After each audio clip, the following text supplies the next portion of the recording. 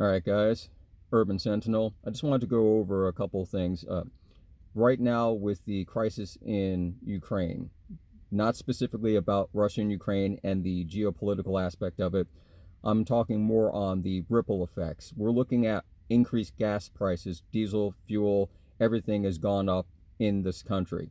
No matter where you are, the cost of what you pay at the pump has gone up per gallon. It might be 15 cents, 30 cents, a dollar, whatever it is, and we're still looking at increases. I haven't seen any more increases yet, but we could still be looking at increases if the situation continues to degrade the way that it has been. So by the end of March, everyone might see 20, 30, 40 cents of an increase.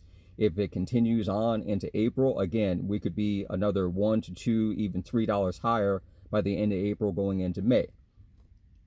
Panic buying, as far as the fuel goes, people did buy a lot of fuel filling up the extra cans, which there is a benefit if you're not going to be driving and operating your vehicle for a while. If you know that you're going to buy a 2 tank fulls worth of fuel to keep it on hand, but you're not going to drive your vehicle for a while, whether it be a few weeks or even 2-3 months, that works out well. But if you are still going to be driving, doing your day in day out stuff, you're still going to be burning through the fuel in your vehicle, using the stuff from your can, and you're going to have to either do one of two things: fill your vehicle up directly or fill the cans up directly, and in which case the cost is still going to go up.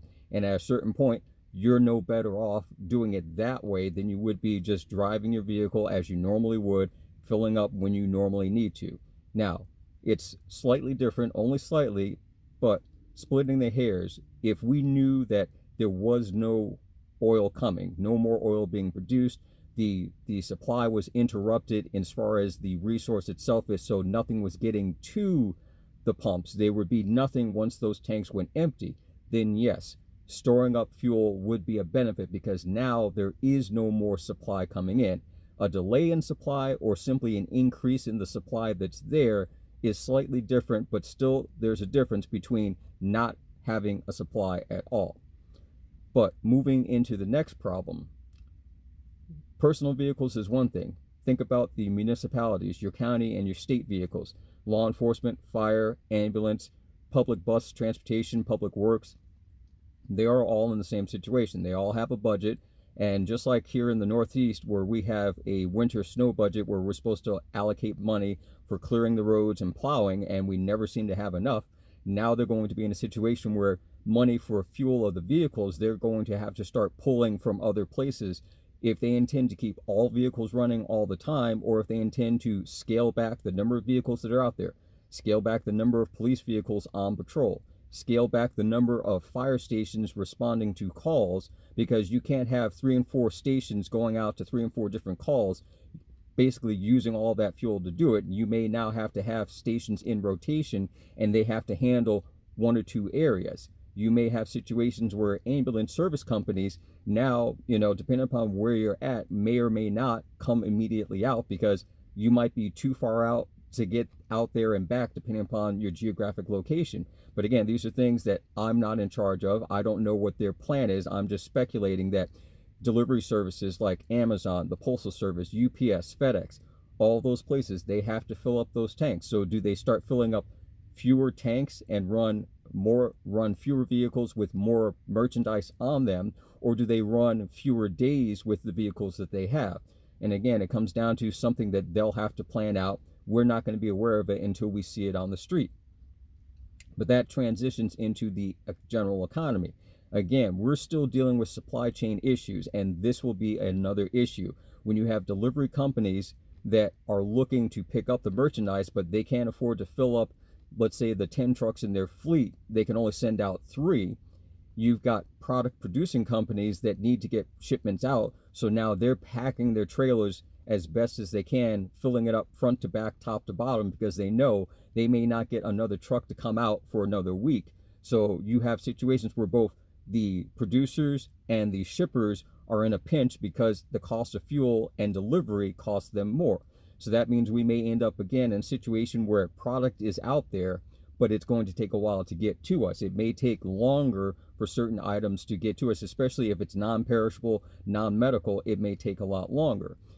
You look at that overall level of crisis as it builds, depending upon how things go on that geopolitical spectrum over there, if it spreads out and the conflict engulfs areas throughout Europe, involves other countries such as the US directly in a physical action, that again is going to put more strain on our economy.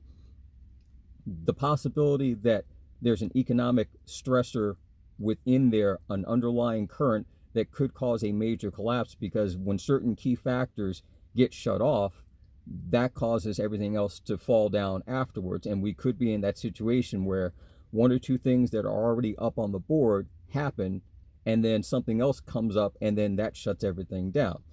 The possibility of an economic collapse or a grid shutdown because of the fuel by itself, I don't know. But it's something that you always have to keep in the back of your mind, that we could face not only a high level of inflation on prices, but then an economic collapse because of that.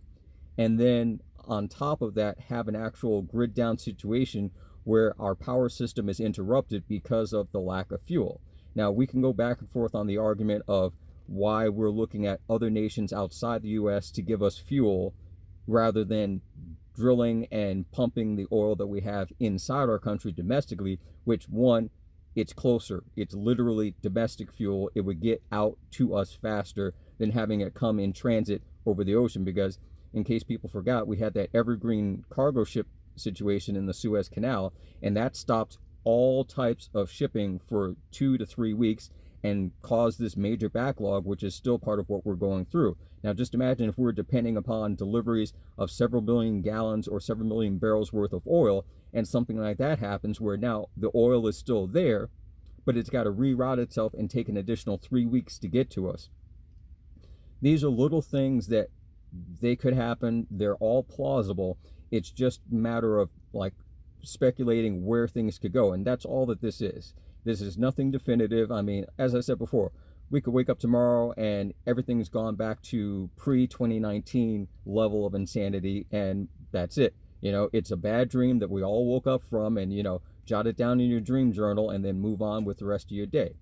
Or things could continue to go the way that they are and not improve, so we have to think about the potential of where certain things are going to go and what's going to happen. So it still comes down to hedging your bets as a prepper, being prepared for it, but still trying to stay open to various possibilities. And that's the only thing we can do, is just stay open to various possibilities, keep our eye on the horizon, see what we can see coming up over it, and think about how we're going to handle that once it gets up to our doorstep.